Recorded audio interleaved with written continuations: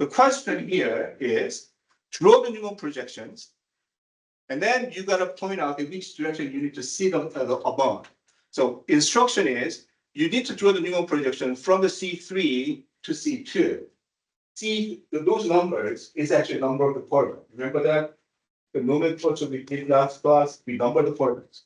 So this C3 is a coordinate number 3, and C2 is a coordinate number 2. So first test comes, which one's a coordinate number 3, which one's a coordinate number 2, right? That's the first thing that you need to do. So question, now you need to think about it. Is this the coordinate number 2 and that's coordinate number 3? Well, let's just go over one more time. First things that we talked about. What's the parent chain? What's the longest continuous chain in the molecule? How many coordinates is there? 1, 2, 3, 4, 5 coordinates. So these are pentane, right? Pentane. Now, the numbering that's relevant to what we're talking about. Should we number from this direction 1, 2, 3, 4, 5, or 1, 2, 3, 4, 5? The goal is trying to make the numbers as low as possible. If you count the numbering from the right to left, first substituents appearing on the coordinate number 3, second one goes to coordinate number 4. If you're numbering left to right, the first substituents appears on coordinate number 2, and that's coordinate number 3. So numbering this left to right is better than the other way. Right? So now you know which one's the coordinate number 2, which one's the coordinate number 3. That's number 2, that's number 3. Should we loop through the bond this way, 2 on the top and then 3 in the back? I mean, it does have the same numbers involved, but you know that we are looking from the C3 to C2, right? Instruction says the front one is a C3, the back carbon is C2. So you got to look that direction. That's the direction we need to see. So the C3 comes front and the C2 goes in the back, right? So you got to figure out which bond you're looking at and which direction you're looking at. And after that, it's kind of pretty simple. Then you draw big circle and the dot in the center, right? This dot in the center, that is a front carbon, so that's a C3, right? Because we're looking from the C3 to C2. The big circle in the back, that's a C2, right? Then we're going to connect the line. If you look from here, that bond, that is on plane. So that one probably goes on the top, it goes that direction, vertically going up. And then this one and that one is going to be 120 angle apart because this is the sp3 hybridized. So tetrahedral, when you look at from the corner, it got to be separated 120 to each side. I mean, bond angle is 109, but since you're looking at these directions, it got to be 120 to each other's. So that's the first, all the substituents. I don't know which ones goes where, but you can at least position the bond this way. So that makes this carbon as a tetrahedral shape. And the back carbon also have 3 bonds. This one is down because that's on the plane too. So this is this carbon and that carbon is that one and this one. Those 4 has to be on plane because they are the solid lines.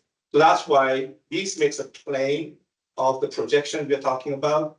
And then these 2, I don't know which goes where, but this bond and that bond is representing either of those 2.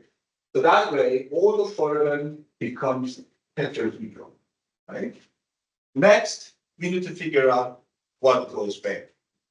So if you look at from here, I mean, looking at that way, this CH2, CH3, that's on there, right? Because that looks like a vertically up there. And then that methyl CH3 must be on the back carbon, so attached to this one, and then it's a white underneath of this one.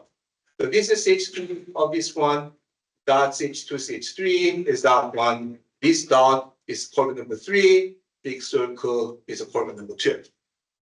So you know, at least we figured out the carbon backbone, how it goes. Now we need to talk about, we have to place the bromine and hydrogen to the front carbon because they are attached to carbon number 3. Again, the dot is a carbon number 3 because we are looking from the 3 to 2. So that has to, bromine has to go either here or there. The question is, where the bromine is going to go, where the hydrogen go? Is it bromine's going to go there or here? That's the question.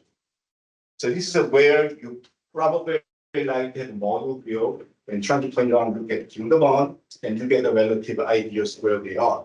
Imagine you're looking through the here. Bromine is popping out of the screen. I'm looking at that way, right? The bromine is popping out of the screen. So that's on my left-hand side.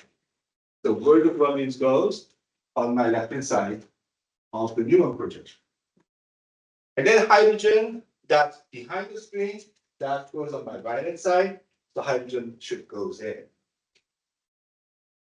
This is where you can easily be confused, because now you can try to see the molecule in a three-dimensional object, even though it is presented in the two-dimensional space, the screen.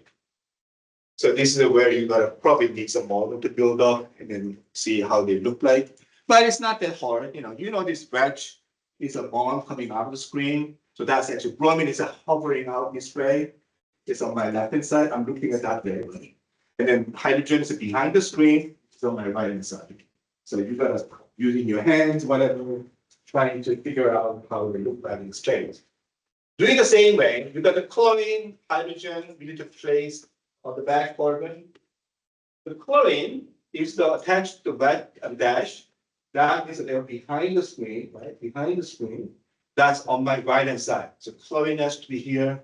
Hydrogen is popping out the screen, but that's my left-hand side. Hydrogen go there. So this is how to draw the Newman projections.